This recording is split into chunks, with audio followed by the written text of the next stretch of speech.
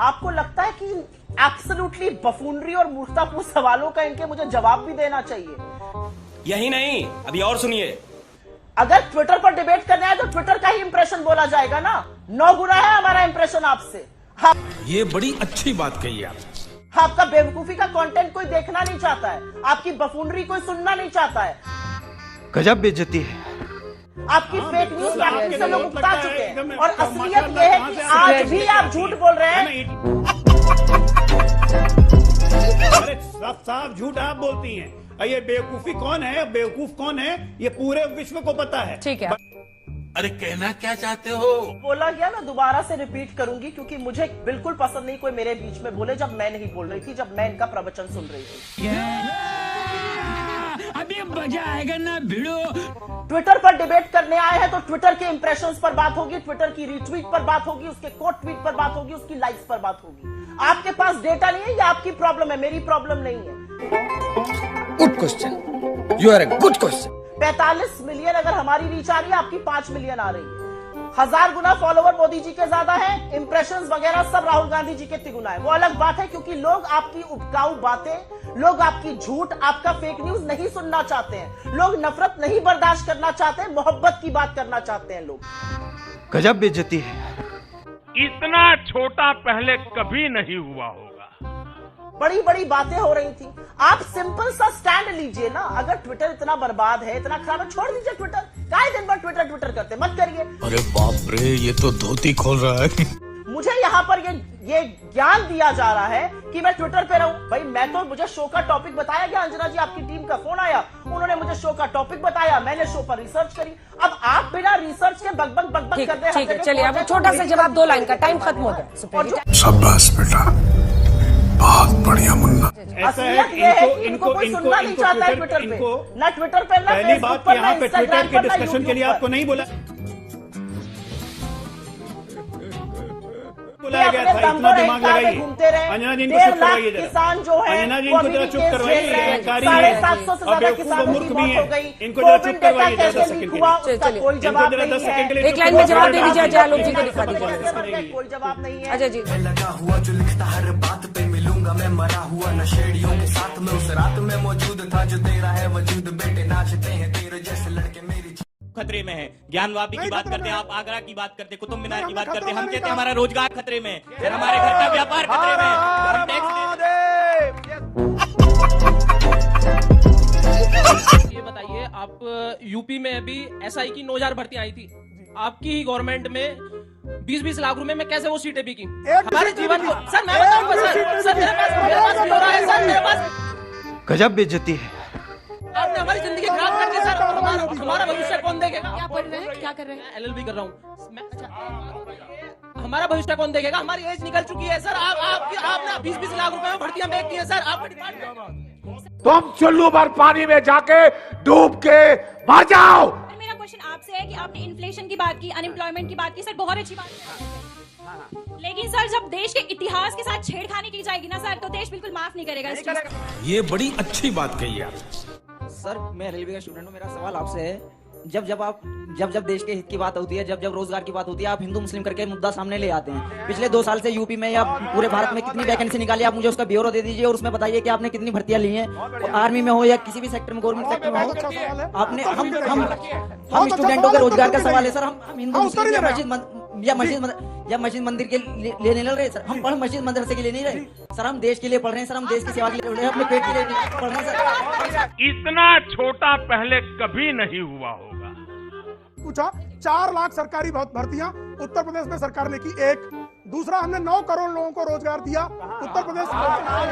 फंस गया सीएम, इसे पार्टी की मीटिंग समझ के फंस गया। इंडिया की इकोनॉमी इतनी लो हो रही है, बेरोजगारी, महंगाई सब बढ़ रही है, जो झेल रहा है वो हिंदू मुस्लिम दोनों है, तो उस पे सरकार क्या काम कर रही है? मैं उसी पर बात कर रहा हूं, लेकिन सुनिएगा। यही नहीं, अभी और सुनिए। आप बताइए कि मनमोहन सिंह की सरकार के समय आप कृपा करके बताइए। नहीं, मेरे को बोलने नहीं देगा तो मैं जाता हूँ, मैं चले जाऊँ। दूसरा क्या तरीका है? मैं जब बोलना शुरू करता हूँ 3 लोग चिल्लाते हैं। आप मुझे बताइए, मनमोहन सिंह के समय इकोनॉमी क्या थी? ग्रोथ रेट था 5%, आज 7.5% कोरोना के बाद है, तो हमने ग्रोथ रेट बढ़ाया है। अरे झूठ बोल रहा है, ये झूठ बोल रहा है। क्या झूठ बोल रही है लोग रोजगार में? मिली है नौकरी, मिली है नौकरी, आज खड़े करके बताओ मिली है नौकरी, नहीं मिली। अरे बाप रे, ये तो धोती खोल रहा है। लगा हुआ जो लिखता हर बात पे मिलूंगा मैं मरा हुआ नशेड़ियों के साथ में उस रात में मौजूद था जो तेरा है वजूद बेटे नाचते हैं तेरे जैसे लड़के मेरी। इनकी प्रॉब्लम क्या है? इनकी प्रॉब्लम क्या है कि अडानी जो है वो ऐसी हड्डी है जो ना निगली जा रही है ना उगली जा रही है। उगल सकते नहीं है क्योंकि प्रधानमंत्री मोदी के मित्र हैं। बीच में मत बोलिए, प्रधानमंत्री मोदी के मित्र, अरे उनको ताली बजाने दीजिए, काहे तैयार रही है आके, हमारे लिए भी ताली बजाने दीजिए। अच्छी बात है, मैं जाऊँ। आपकी बड़ी नजर रहती है मेरी आंखों पर। आप तैयार रही थी तो दिख गई। नहीं, मैं देख रही थी कौन एक अकेला आदमी ताली बजा रहा है, खुशी की बात है। गई, आप तैयार रही थी तो दिख गई। जली ना, तेरी भी जली ना। अडानी पर इनकी दिक्कत क्या है कि ये हड्डी है जो ना उगली जा रही है ना निगली जा रही है। निगल सकते नहीं है क्योंकि सारा देश वही सवाल पूछ रहा है कि प्रधानमंत्री मोदी और उनकी सरकार भ्रष्टाचार से घिरे आरोपों के एक व्यक्ति के बचाव क्यों कर रही है। यही नहीं, अभी और सुनिए। और उगल सकते नहीं है क्योंकि मोदी जी के मित्र हैं, मोदी जी जीने नहीं देंगे इन लोगों को। असलियत ये है, गजब बेइज्जती है। दिक्कत की बात यह है, फेसबुक और व्हाट्सएप को पढ़ना बंद कर दीजिए। किसकी अटेंडेंस कितनी है? अगर अभी मोदी जी की अटेंडेंस बोलूंगी तो बड़े बौखला जाएंगे आप लोग। अरे बाप रे, ये तो धोती खोल रहा है। मजिस्ट्रेट बदल जाता है और मजिस्ट्रेट बदलने के बाद जो याचिका करता है वो कहता है मैं अपनी एप्लीकेशन वापस लेता हूं क्योंकि वो अडानी पर बोल रहे हैं। इतना छोटा पहले कभी नहीं हुआ होगा। आपको लगता है ये फिक्स मैच नहीं है? आपको लगता है ये सरकार अडानी के नाम से भाग नहीं रही है? निर्मला सीतारमण जी की आपने एक बाइट दिखाई थी और मैं उस पर बोलना चाहती हूँ क्योंकि बोलना जरूरी है। इस देश की वित्त मंत्री है। अभी मजा आएगा ना भिड़ो। मानी चाहिए उनको। ईडी उनके अंतर्गत है और वो ईडी अडानी को छोड़ के बाकी सबके यहाँ पहुंचता है। ये सवाल मैं आपसे पूछती हूँ, क्या शाबाश बेटा, बहुत बढ़िया मुन्ना। अडानी के ऊपर आरोप है स्टॉक स्विंडलिंग का, अडानी के ऊपर आरोप है बेनामी संपत्ति इस देश में लाने का, अडानी के ऊपर आज आरोप है एक चीनी नेशनल की कंपनी को हर सब कॉन्ट्रैक्ट देने का। ये राष्ट्रीय सुरक्षा का मामला है। लेकिन सही बात है कि निर्मला सीतारमण जी की ईडी कहीं नहीं जाती। और उस बच्चे ने सही तो कहा, अगर दूध का दूध और पानी का पानी करना है कर दीजिए जेपीसी। काहे होश फाख्ता हो जाते हैं? क्यों गला सूखने लगता है जेपीसी के नाम से? आपको पता है मोदी जी ने कहा था कि वो लाल आंखें दिखाएंगे चाइना को, लाल आंखें दिखानी चाहिए।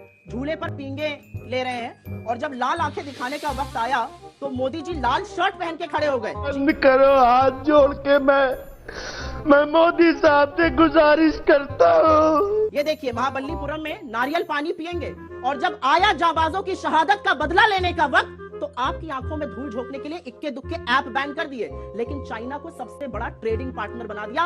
$100 बिलियन का ट्रेड डेफिसिट है आज चाइना के साथ। तुम चुल्लू भर पानी में जाके डूब के मर जाओ। लगा हुआ जो लिखता हर बात पे मिलूंगा मैं मरा हुआ नशेड़ियों के साथ में उस रात में मौजूद था जो तेरा है वजूद बेटे नाचते हैं तेरे जैसे लड़के मेरी।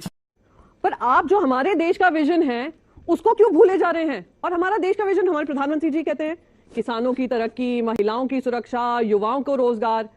इन किसी मुद्दे पे भारतीय जनता पार्टी चर्चा कर रही है? ये बड़ी अच्छी बात कही आप।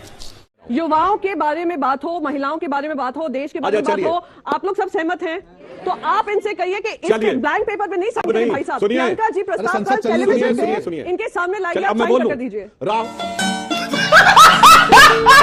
अपने विप से उठकर आपकी पार्टी ने कहा चलिए मैं जीरो से शुरू करने को तैयार हूं भाई साहब। आप जीरो से ऊपर उठने को तैयार हैं? क्या सोच है रे तेरी, मानना पड़ेगा।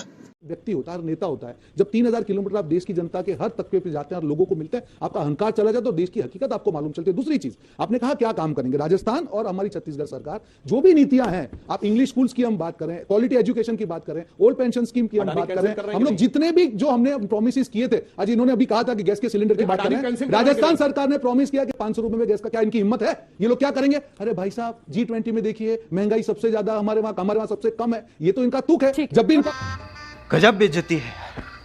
तो इतना भी कमजोर नहीं है कि एक व्यक्ति के कहने से लोकतंत्र और संविधान अपमानित हो जाए। यहाँ पे क्या सोच है रे तेरी, मानना पड़ेगा। इन्होंने कहा, जब मैंने साहिब आलम बोला तो उन्होंने कहा गलत बोलना है। गलत बोला। पूरा क्या बोलना चाहिए? बादब्बा मुलाहिजा होशियार साहिब आलम फरजंद अंजुमन वली अहद सल्तनत। अब जिसके साथ इतने इतने टाइटल लगे होते हैं तो कहाँ माफी मांगे? रुको जरा, सबर करो।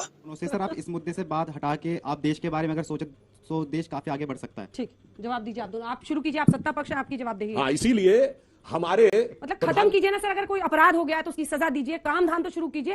काम प्रधानमंत्री होते हुए एक दिन की छुट्टी नहीं ली है और यहाँ विपक्ष का नेता ना होते हुए इसीलिए 2 करोड़ नौकरी नहीं मिली, इसलिए 5 करोड़ टीचर नहीं हुई, हम देश इसीलिए चीन के सामने लाल आंख नहीं दिखाई। गजब बेइज्जती है।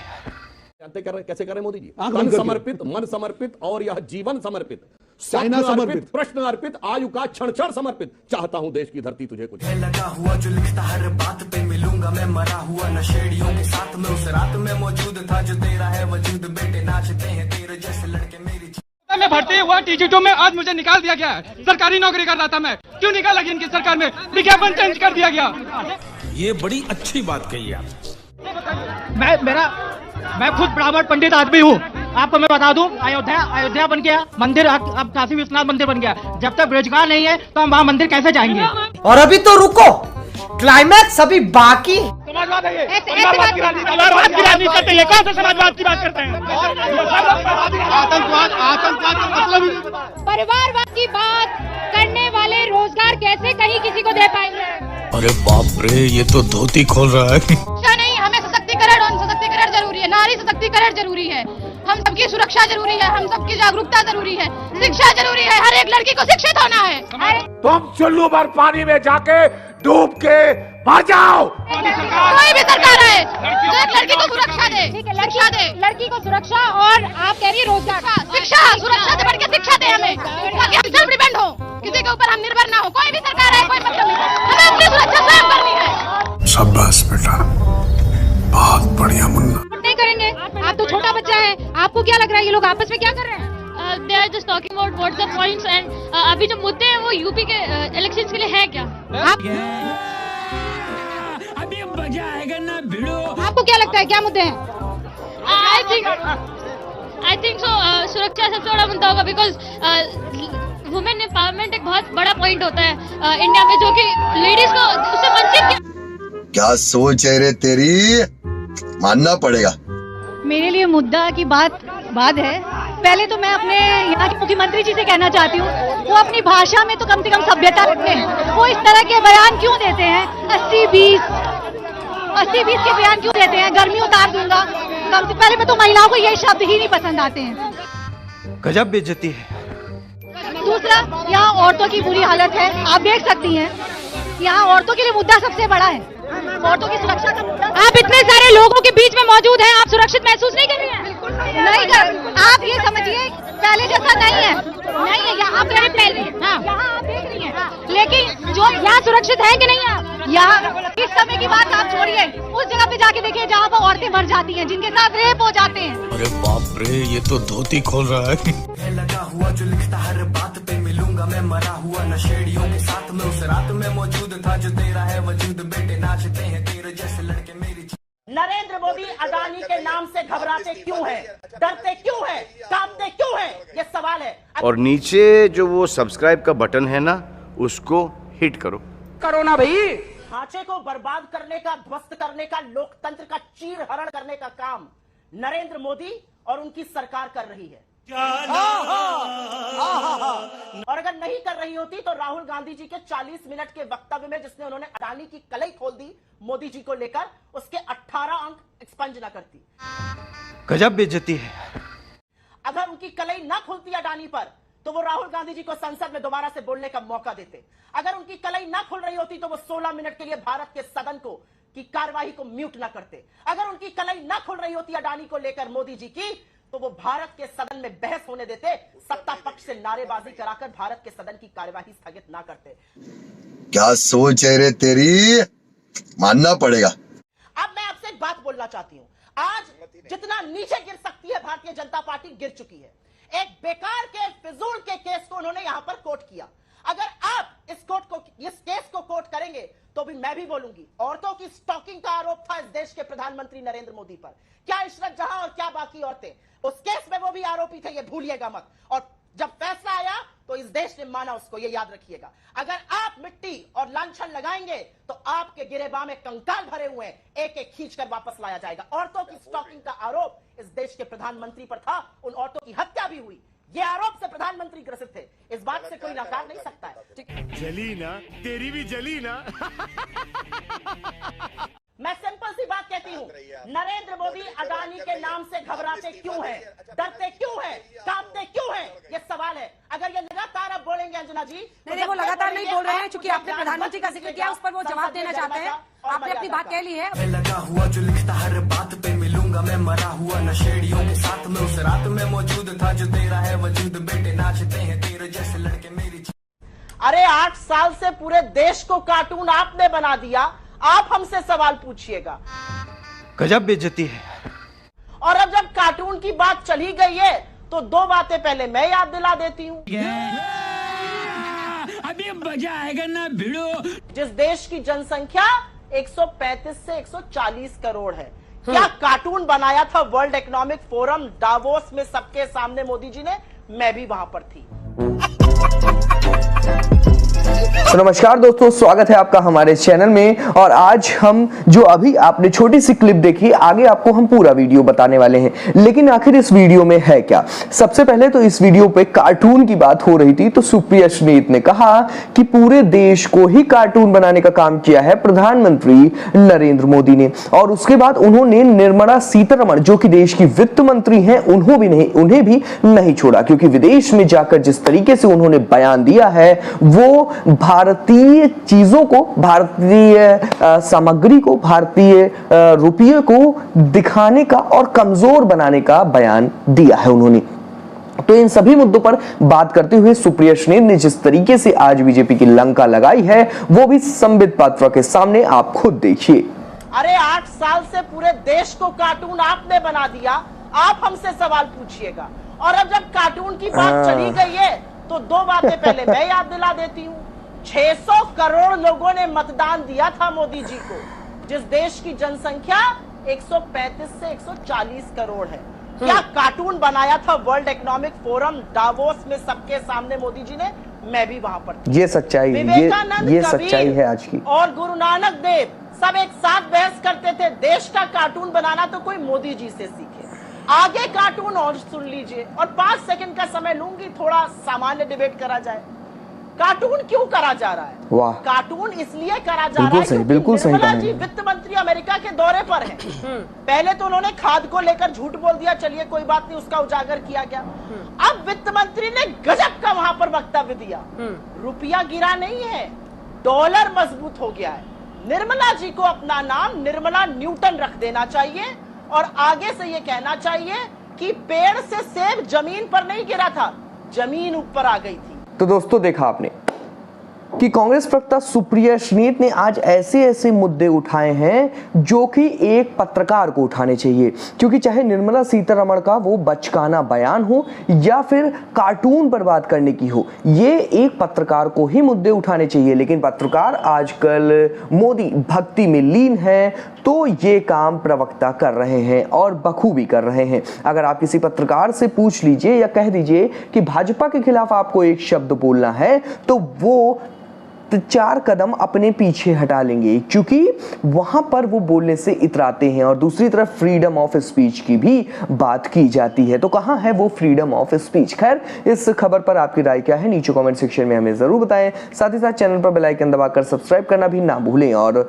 गोदी मीडिया से लड़ाई करने में हमारा सहयोग करें। सिर्फ आपको इतना करना है कि हमारे चैनल को सब्सक्राइब कर देना है। लगा हुआ जो लिखता हर बात पे मिलूंगा मैं मरा हुआ नशेड़ियों के साथ में उस रात में मौजूद था जो तेरा है वजूद बेटे नाचते हैं तेरे जैसे लड़के मेरी।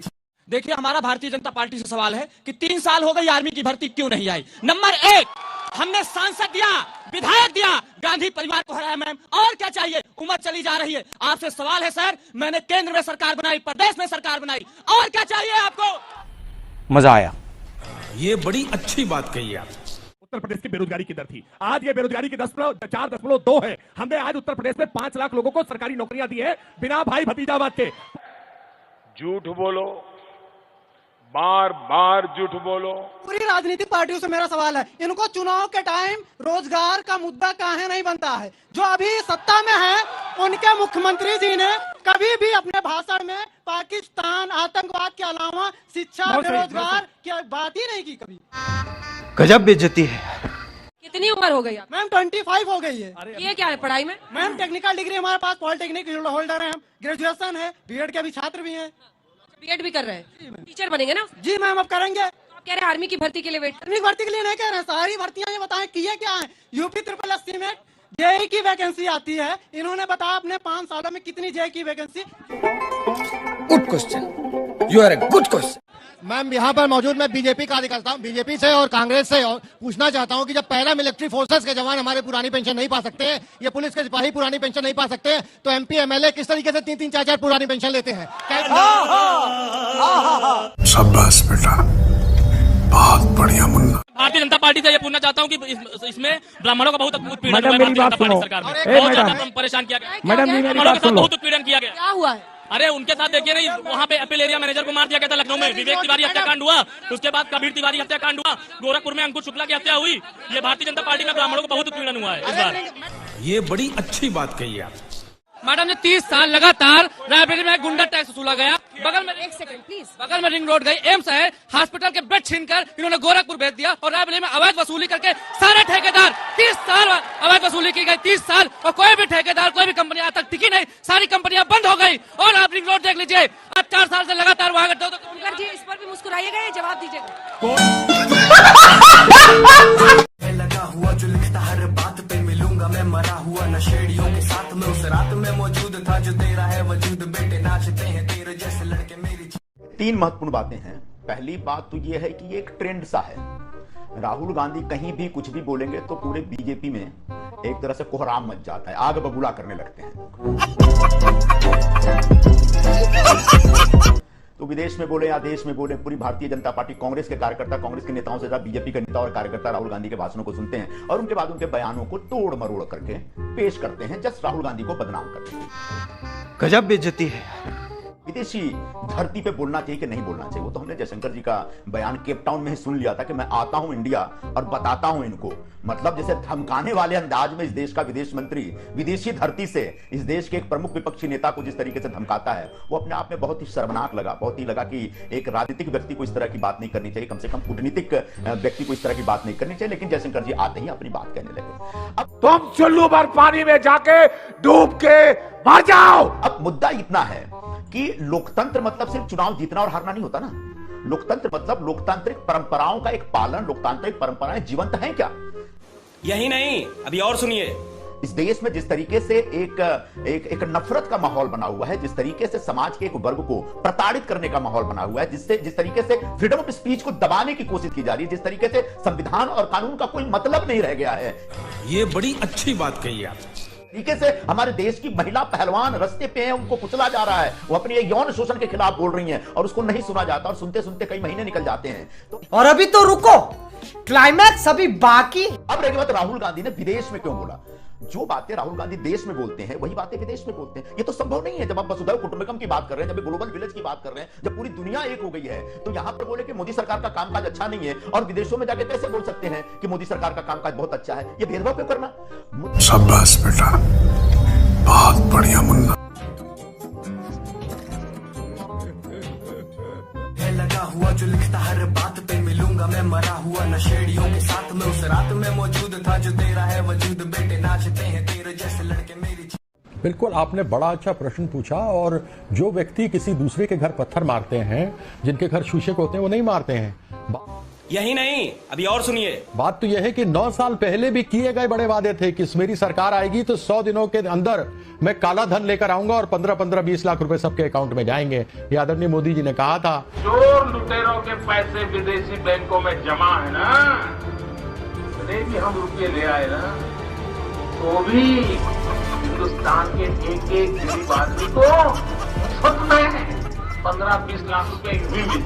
बहुत भी पेट्रोल डीजल की मार। अब की बार मोदी सरकार कहां, अब 50 पैसे 1 रुपए बढ़ता था, 60 रुपए पे डीजल पेट्रोल था, तो उसके ऊपर मार होने लगी। आज तो सेंचुरियां बना दी। इंडियन टीम वाला बेचारा नहीं बना पा रहा, वहां WTC चैंपियनशिप हार करके आ गए।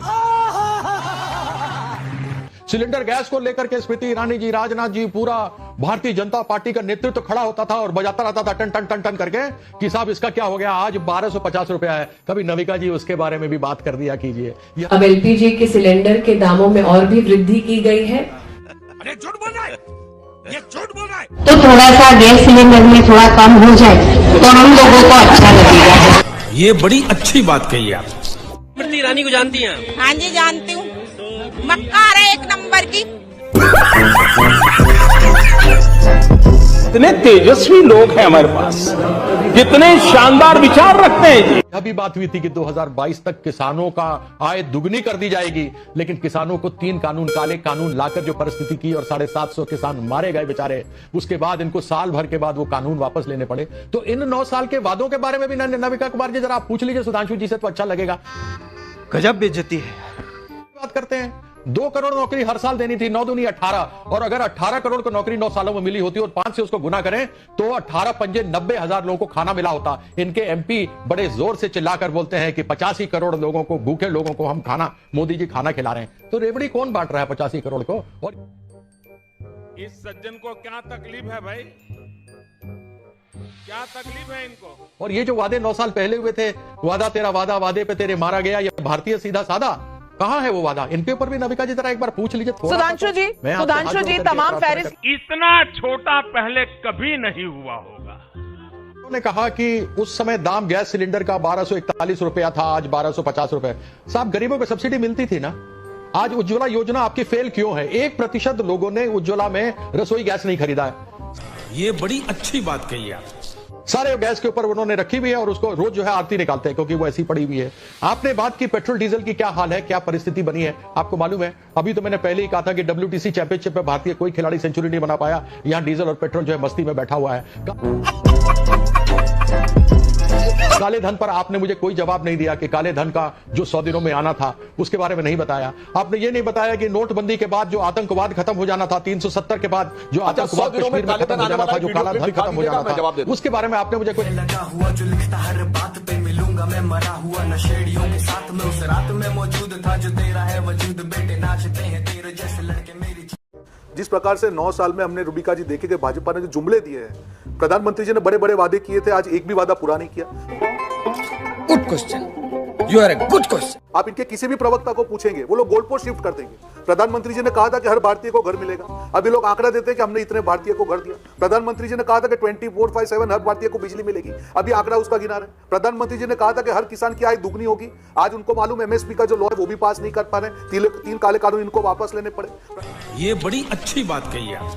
प्रधानमंत्री जी ने कहा कि हमारा अर्थतंत्र 5 ट्रिलियन का होगा, आज ये लोग दूसरे आंकड़े गिनवा रहे हैं। सो मुद्दा रूबिका जी अब समझना पड़ेगा भाजपा को कि जो रिजल्ट आ रहे हैं स्टेट के, मैं वापस कर्नाटक का इसलिए जा रहा हूं कि राजनीति बदल रही है। भाजपा की एक ही बात थी, कुछ भी करके चुनाव को हिंदू मुसलमान पे लेके जाए और चुनाव जीते। शाबाश बेटा, बहुत बढ़िया मुन्ना। कर्नाटक ने भाजपा को जवाब दिया है कि अब जनता के मुद्दे चलेंगे, अगर आप डिलीवरी कर पाएंगे तो ही जनता आपको वोट देगी। बड़े बड़े रोड शोज या बड़े बड़े भाषण या हिंदू मुसलमान अब नहीं चलेगा। इस सज्जन को क्या तकलीफ है भाई, क्या तकलीफ है इनको? ऐसा मत करिए, चिल्ला के बात मत कीजिए। मैं चिल्ला के बात नहीं कर रही हूं, बिल्कुल नहीं कर रही हूं। ये तरीका नहीं है डिबेट करने का। कोई चिल्ला कर बात नहीं कर रही हूं। सुन लीजिए बात को, मेरी बात को मत काटिए, मेरी बात को मत काटिए, मेरी बात को मत काटिए। प्रभु ठंडे हो जाइए, मैं नहीं काट रही हूं, मैं पूरा मौका दूंगी आपको। मैंने आपकी डिबेट अभी तक आपकी डिबेट दर्शकों ने अभी तक देखी है। मैंने एक बार भी सेना का नाम लिया हो ना तो आप जो बोलने को आप ही लेके आ रही है, मैंने सेना का नाम ही नहीं लिया। भाजपा जो मुद्दों का राजनीतिकरण कर रही है, उनकी सत्ता थी, पुलवामा में हमारे सैनिक शहीद हुए, आज तक वो जो शहीद सैनिक है उसकी जांच खत्म नहीं है, उसको उन्होंने मुद्दा बनाया। मैं यही कहना चाह रहा हूं कि शाबाश बेटा, बहुत बढ़िया मुन्ना। भाजपा को साबित करना पड़ेगा कि 9 साल में उन्होंने जो काम किया है नहीं किया तो जवाब देना पड़ेगा। अब राकेश सिन्हा जवाब दे उससे पहले। तुम चुल्लू भर पानी में जाके डूब के मर जाओ। यही तो आपकी माइंडसेट गलत हो गया। सवाल पूछ रही हूं ना आपसे। की तरह सोचने लग गई। अरे क्यों? अच्छा सवाल पूछो तो भक्तों की तरह सोचने लग गई। अरे मुझे बताइए ना, देश की जनता ने अगर एयर स्ट्राइक पर वोट किया। अरे कहना क्या चाहते हो? बिल्कुल नहीं। कौन बोल रहा है? बिल्कुल नहीं थी। कौन बोल रहा है एयर स्ट्राइक फर्जी? बस खत्म बात। हाँ, हो गई बात। भी नहीं कहा। क्लियर हो गई। मुद्दे लेके आ रही है। क्लियर हो गई ना। तो कहां से लेके भाई आपने मुझे फर्जी राष्ट्रवाद का जिक्र किया ना सर, मैं बताती हूं आपको कहां से आया। आराम से रुकिए, मैं बता रही हूं। कहां से लेके आई? क्यों हम मैं समझाती हूं आपको कैसे। मैं समझा रही हूं। मैंने पुलवामा पे मैं समझा रही हूं आपको। सुन लीजिए, मैं आपको समझा रही हूं आपको। नहीं, मैं आपको समझा रहा हूं। पहले मेरी बात सुन लीजिए ना। आप कह रहे हैं लगा हुआ जो लिखता हर बात पे मिलूंगा मैं मरा हुआ नशेड़ियों के साथ में उस रात में मौजूद था जो तेरा है वजूद बेटे नाचते हैं तेरे जैसे लड़के मेरी। वो देखा, आज भी समंदर इतना गहरा है कि अभी मैं आपको पानी में कूद के बताऊंगा। पानी में कूद के मैं आपको पानी का पूरा आपको बताऊंगा कि पानी कितना गहरा है और कितने नीचे तक जाना पड़ता है। मेरा कैमरामैन आपको बताता चलेगा। जैसे कि नाज़रीन आप देखते रहे कि ये पैरा खत्म, bye bye, tata. Goodbye. पानी आज जितना पानी दे रहा है और पानी की शाखा इतनी हो गई है कि यहाँ पे आवाम को परेशानी का सामना करना पड़ रहा है। अरे तो चमत्कार होगा। वैसे तो ये वीडियो पाकिस्तान का बताया जा रहा है, जिसमें ये आदमी अजीबो गरीब रिपोर्टिंग करते देखा जा रहा है, पर हो सकता है कि ये कॉमेडी वीडियो। लेकिन आजकल हमारे देश में मेन स्ट्रीम की मीडिया इससे भी निम्न स्तर के बचकाने हरकत वाला पत्रकारिता करने लगे हैं। क्या बात कर रहे हैं? तो भाई इसमें इतना टेंशन लेने वाली कौन सी बात है, आप खुद ही देख लीजिए। वो देखो पर जो है तूफान जो आ रहा है, इतनी तेजी से हवाएं चल रही है कि खड़ा होना भी मुश्किल हो रहा है। अच्छा, इस वीडियो को देखकर कुछ लोगों को यह भी लग रहा होगा कि यार ये रिपोर्टर कितनी बहादुर है, कितनी जबरदस्त तूफान में भी दिलेरी के साथ रिपोर्टिंग कर रही है और लोगों तक खबरें पहुंचा रही है। लेकिन ऐसा कुछ भी नहीं है। यही नहीं, अभी और सुनिए। वैसे तो ये छतरी लेकर नौटंकी की रिपोर्टिंग अपनी स्टूडियो से कर रही है, लेकिन हाथ तो यह है कि जिस वीडियो को भारत का विपर्जोई तूफान बता रही है, दरअसल ये वीडियो 8 महीना पहले अमेरिका में एक तूफान का है। जरा गौर करने वाली बात है, चंद टीआरपी के लिए लोग नेशनल टीवी पे बैठकर इतने बड़े बड़े झूठ कैसे बोल लेते हैं। इन वीडियोज को देखकर आज विदेश के लोग क्या सोच रहे होंगे। ये तो टट्टी है। सही पकड़े हैं। अब इस नया पत्रकारिता को देखते हुए वरिष्ठ पत्रकार रवीश कुमार सूचना एवं प्रसारण मंत्री अनुराग ठाकुर के ध्यान को इस ओर केंद्रित करने हेतु लिखते हैं, आदरणीय अनुराग ठाकुर जी, उम्मीद है आप भी सारी दुनिया के साथ साथ रिपब्लिक भारत के कार्यक्रम पर हंस रहे होंगे। क्या ये सही है कि तूफान के जिस वीडियो पर एंकर भारत में हिल रही थी वो अमेरिका का है? तब तो आप भी वहाँ की वीडियो चलाकर यहाँ के लोगों को बता दीजिए कि आप बाइडेन के भी सूचना प्रसारण मंत्री हैं। खैर गोली मारी हंसने की बात को, इनका लाइसेंस रद्द कर दीजिए, नहीं तो एक दिन आपके गाँव के लोग भी हंसने लग जाएंगे कि मंत्री जी का विभाग इन्हीं चैनलों को देखने का काम करता है। बाकी ये है तो बहुत शर्मनाक, कम से कम इस पर फेक न्यूज लट्ठा पता लगवा दीजिए। ये बड़ी अच्छी बात कही आप। तो retired IAS officer Surya Pratap Singh लिखते हैं, आला दर्जे की पत्रकारिता, अमृतकाल के इतिहास में दर्ज होगी इस उड़न छतरी की कहानी। बड़ा हरामी हो बेटा। तो निरंजन ओबरॉय लिखते हैं, कोई हंसेगा नहीं, तूफान का असर नोएडा पहुंच गया है, NDRF अपना मोर्चा संभाले। वैसे आप इस नया वो अनोखा पत्रकारिता के बारे में क्या सोचते हैं, आप अपनी राय कमेंट बॉक्स में जरूर दें। अभी आप बात कर रहे थे कि 2 साल तक मुफ्त राशन दिया जाएगा, वही दूसरी तरफ प्रधानमंत्री बात करते आत्मनिर्भर की। अगर आप हमें 2 साल राशन देंगे तो हम आत्मनिर्भर बनेंगे कैसे? हमें बेरोजगारी तो रहेगी, हम आप पे डिपेंडेंट हो जाएंगे। मुफ्त सही बात है। शाबाश बेटा, बहुत बढ़िया मुन्ना। सर अभी आप लोग अपने बीच की लड़ाई भूल कर या कुछ भी हिंदू मुस्लिम भूल कर एक सीधा सारे लोग जवाब दे दीजिए कि आपकी पार्टी ने जो कोविड के बाद इतनी जो रेट गई अनएम्प्लॉयमेंट की, जो नीचे इतनी रेट गई, उसके लिए करना क्या है, क्या प्लान है, क्या किया है? ये बड़ी अच्छी बात कही आप।